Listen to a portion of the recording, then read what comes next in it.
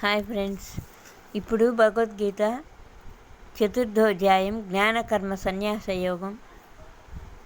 శ్రద్ధావాన్ లభతే జ్ఞానం తత్పరః సంయతేంద్రియః జ్ఞానం లబ్ధ్వా పరాం శాంతిం అచిరేణాధిగచ్చతి. అంటే జితేంద్రియుడు, సాధనాపరాయణుడు, శ్రద్ధాళువు అయిన మనుజునకి ఈ భగవతత్వము జ్ఞానము లభిస్తుంది. ఆ జ్ఞానము కలిగిన వెంటనే భగవతత్వ రూపమైన పరమశాంతిని పొందుతాడు. అంటే భగవంతుడి మీద ఇష్టపడినవాడు ఎప్పటికీ భగవంతుడిలో చేరి పరమశాంతిని పొందుతాడు. భగవంతుడిలో భక్తి లేనివాడు దేనికి ఏ సుఖాలు పొందలేడు అని అర్థం. సరే, ఇంకోటి, అవివేకియు శ్రద్ధారహితుడు. అంటే వివేకం లేనివాడు ఎట్టి సుఖాలు పొందడు. భగవంతుడు భక్తి కలిగిన వాడే పొందుతాడు సుఖాలని. తర్వాత ధనుంజయ, విధిపూర్వకంగా కర్మలను ఆచరించేవాడు కర్మఫలాలన్నింటికీ భగవంతుడే కారణం అని చెప్పి వదిలేస్తాడు. కావాలని చేసేవాడు అతనికి కర్మలు అంటుతాయి, బంధాలన్నీ బంధిస్తాయి. కానీ కర్మ మనం చెయ్యాలి, తప్పదు, మన బాధ్యత అని చేసిన వాడికి దేవుడు మంచి చేస్తాడు.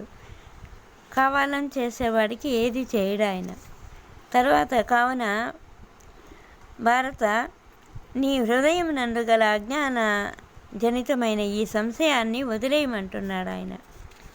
వదిలేసి కేవలం భగవంతుణ్ణి ధ్యానించు. నీకు బాధ్యత కూడా ఆయన మీదయి, నీ పన్ను చూసుకో అని చెప్తున్నాడు.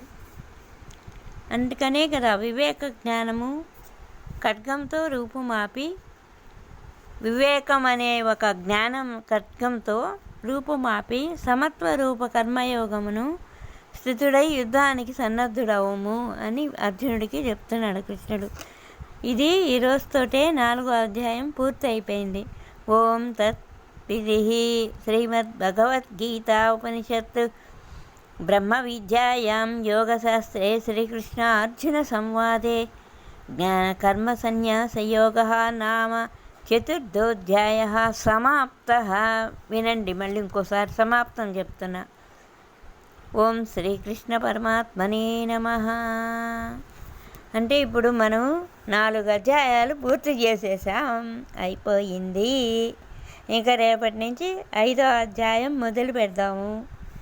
చాలా మంచిది. ఏంది?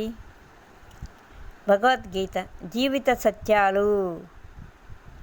ఇవి భగవద్గీత అంటే జీవిత సత్యాలు. సరే, మీరందరూ షేర్ చేయండి, సబ్స్క్రైబ్ చేయండి. హాయ్, జై శ్రీకృష్ణ పరమాత్మ. రేపటి నుంచి కొత్తగా 5వ అధ్యాయం మొదలు పెడదాం.